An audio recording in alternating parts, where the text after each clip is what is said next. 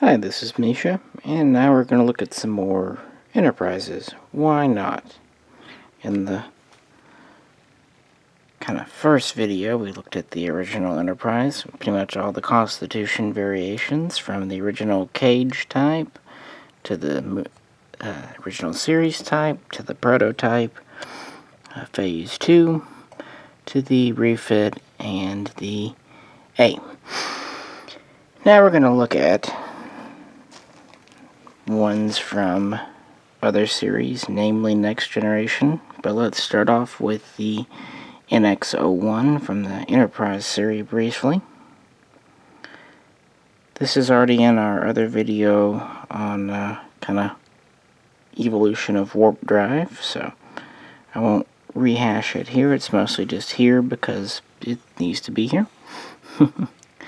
This was the first Warp 5 ship in canon. In real life, this is kind of the last of the 90s era, early 2000s, obviously, era series. It was supposedly Earth's first deep space explorer, although it ended up being more of a combat and diplomatic ship than anything else.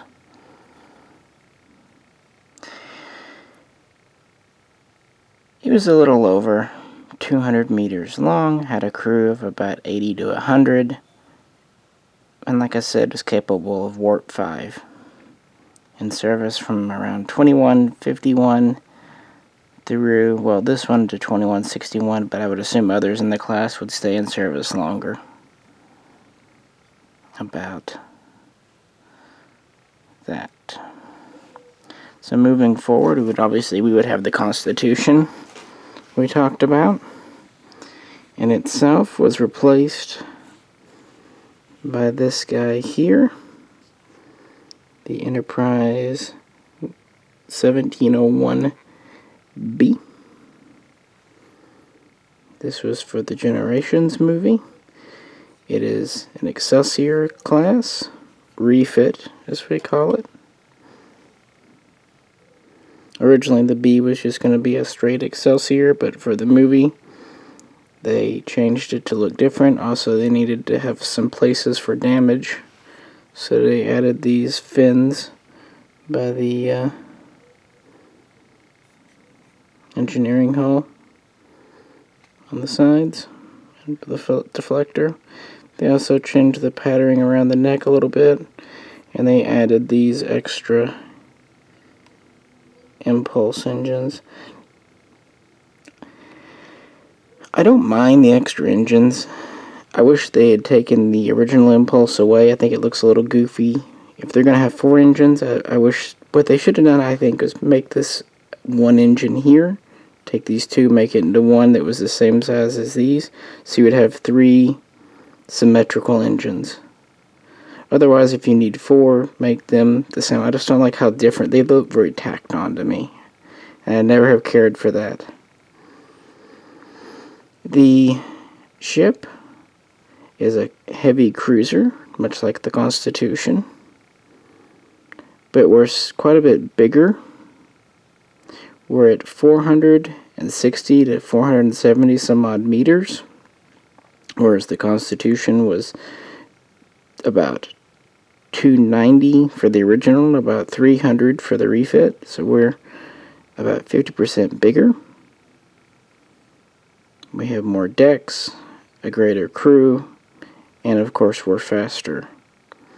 I definitely am not one. I don't think the transwarp failed. Nowhere in the whole thing does it say transwarp failed. So I think that's a great explanation of why around this time we go to the new warp scale. It's probably the transwarp scale. Again, that's how I think of it in my head, and since this is all make-believe anyway, yeah, why not? The Enterprise B.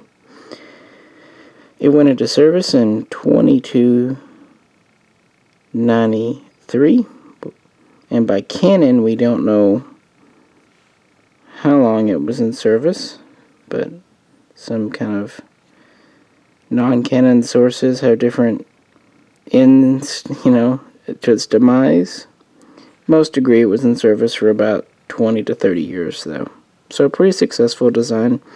The Excelsior was very popular, reused a lot. It was one of the models they made for Star Trek 3, and they kept using it because real models cost real money, so they used these a lot in Next Generation. And we knew early on that the Enterprise B would have been that. But the small changes for the movie were unexpected. Next, we have the Enterprise C. Kind of a fan favorite, mine included.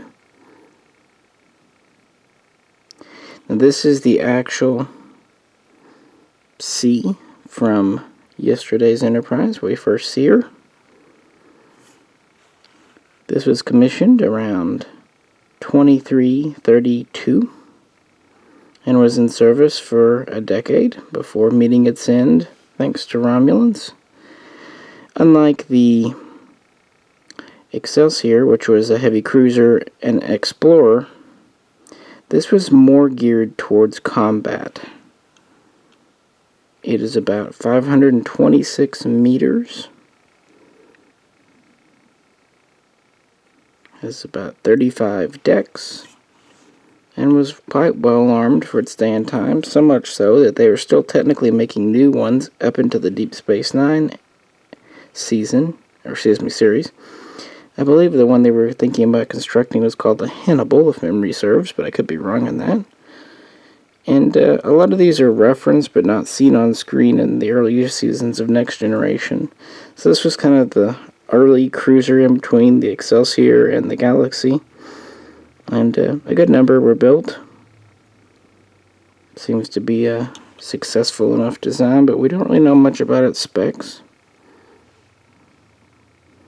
The model itself is an interesting combination of kind of refit Enterprise, Enterprise A, and Enterprise D features. The saucer especially is kind of round, but it has phaser strips. And then of course our deflector is very A-like, and our nacelles are kind of in between. Yeah.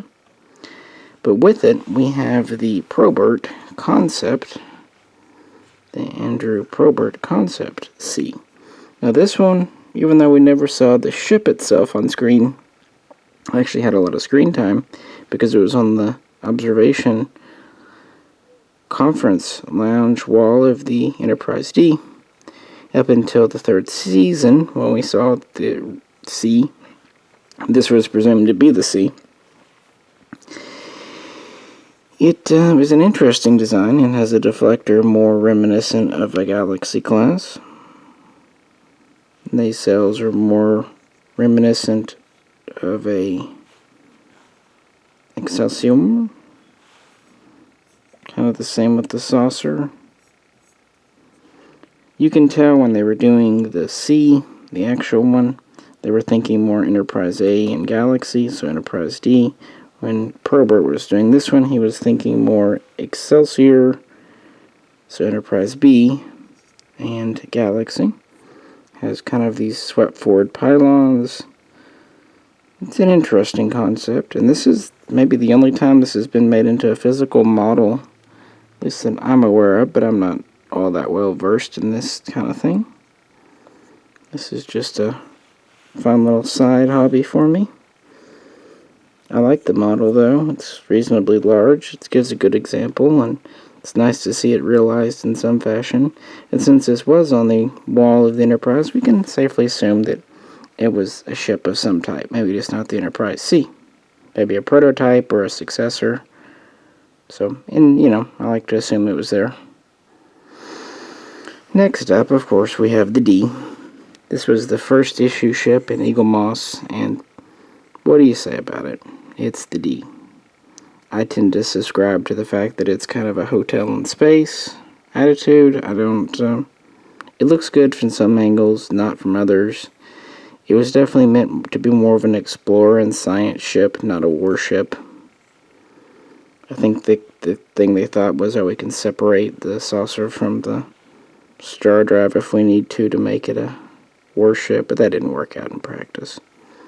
As far as the Eagle Moss model, I understand why they kind of had to do this one. I mean, it would just be weird if they hadn't, but So many people have done this over the years that it's nothing terribly special, but it is a good one.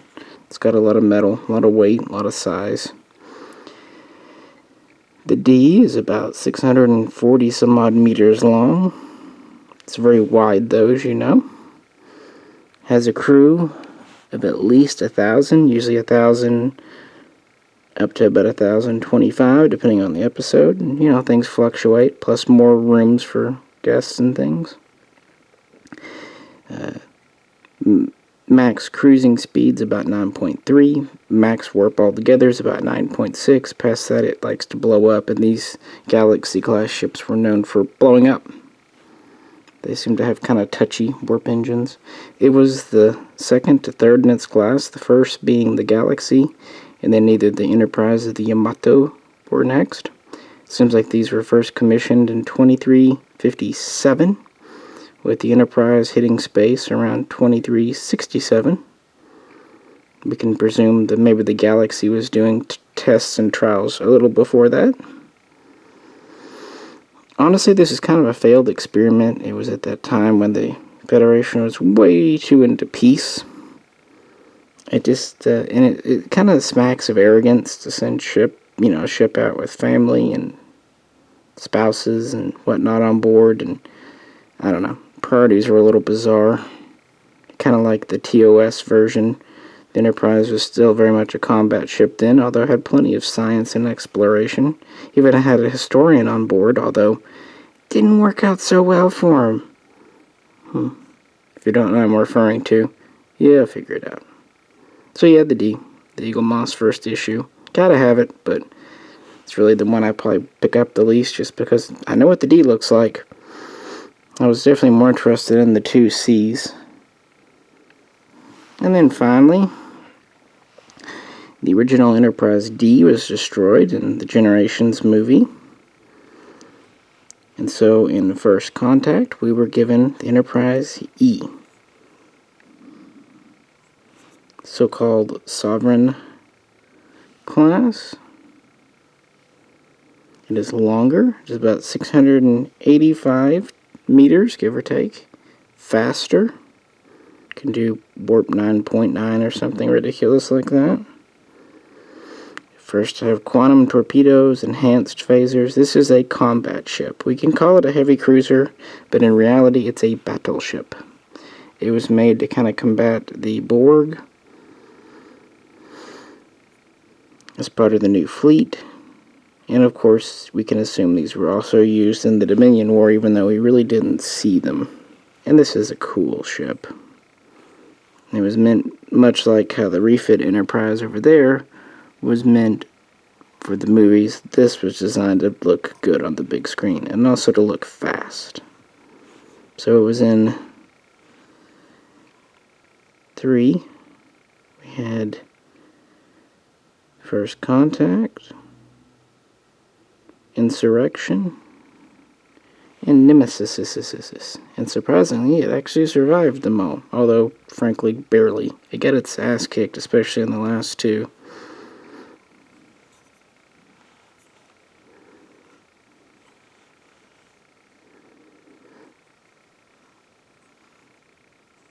So, yeah. Smaller crew, meaner, leaner ship. Still quite big, though. We've got about, well, 24 to 27 decks, depending on who you ask. Oh, by the way, the Enterprise D, it has 42 decks, whereas the original Enterprise usually had 21, unless you were in Star Trek V, and then it had a TARDIS inside, apparently. So that runs us through the main Enterprises. I know there's some more concepts, and also some more kind of future ones. Probably address those, because this was getting to be enough for one video. So yeah, there we go, the lineage. And the original's back there. Yeah, hope you enjoyed this, hope it was relaxing. It's kind of the whole point, just for fun. Appreciate you tuning in. Any likes? Appreciate those. Comments, questions, put them below. This is Misha, and I will catch you next time.